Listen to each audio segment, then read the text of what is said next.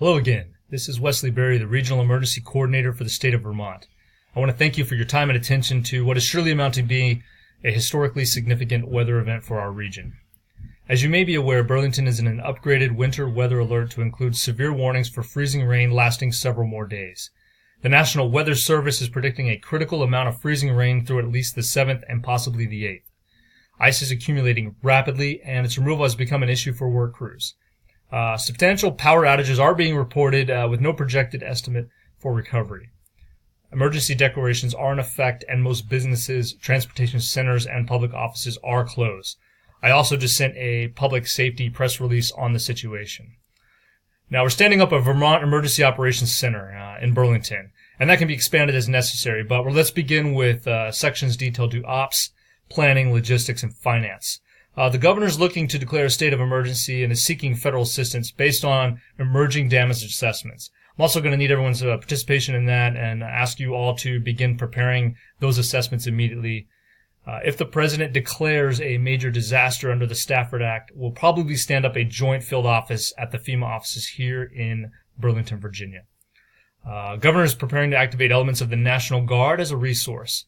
He's also seeking help from the private sector and private non-government organizations. Burlington officials have expressed concern over covering the cost of union requests for overtime and risk bonuses, so the governor's looking to inject whatever financial means and resources necessary to control the situation. As a reminder, and within the National Response Framework, partnerships with private and public sector agencies will be critical. Organizations such as the White River Partnership, Vermont Natural Resource Council, the Nature Conservancy of Vermont, and Vermont Local Roads Program, Red Cross, VELCO, others will be immediately consulted and included in the damage control and recovery efforts. In terms of community safety, the impacted region, including all of Chittenden County, is going to be the most biggest challenges and hurdles for us in terms of population, as a population center for the state. Citizens of Vermont and in the region have been advised to remain indoors. It should be assumed that we're going to be without power for several days, and what's complicating matters is external communications and response capabilities are being disrupted, and that's forcing our citizens to have to shelter in place and take independent actions to stay warm. The police and fire are also concerned about inoperable alarm systems, potential for home fire due to misuse of alternative heating sources, and also our hospitals are reporting an uptick in fall injuries due to the weather conditions. In terms of action, air and ground operations should immediately begin preparing to deliver food, water, medicine, and supplies to communities. I'm going to need help assisting and identifying Burlington's elderly and disabled populations who are most at risk from this devastating storm. They should be ordered and assisted in evacuating to a shelter. Let's reach out to neighborhood officials to help us with that and provide some safety guidelines and some hypothermia safety warnings. Also want to work with the Red Cross to begin establishing those emergency shelters. Immediately, let's evacuate and relocate the 100 persons trapped at the Burlington airport. Also, I'm going to be asking businesses to help by contacting their employees to ensure their safety and health and do welfare checks. Regarding transportation concerns, VTrans is reporting again all highways and major arteries through the region are in the worst possible condition. We're having issues maintaining operations due to significant ice buildup on the equipment.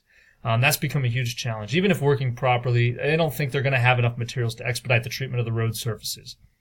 So let's immediately get trucks, loaders, and other equipment operational and continue to treat the roads with all available surface materials. VTrans should immediately provide the VOC an estimate of equipment shortfalls and materials requirements. The EOC is also going to reach out to neighboring states to exercise those mutual aid and assistance agreements. This will help us gather additional materials and supplement equipment, supplies, and trucks. Review of those agreements is ongoing, and protocols are being executed under the Emergency Management Assistance Compact. In terms of communications, efforts are ongoing to conduct public warning, and due to the power loss, civilian communication systems are not working properly. And police and fire are having trouble reaching out to every neighborhood, and they're also experiencing some personnel shortfalls due to the holidays. So we're still utilizing volunteers. Interagency coordination within the EOC is a must. We'll continue to deliver updates via VT Alert and New England 511, again trying to discourage additional inbound road travelers.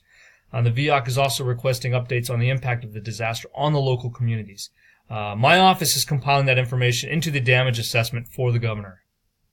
Looking at energy, Velco is working hard to assess the scope of the damage on the power network.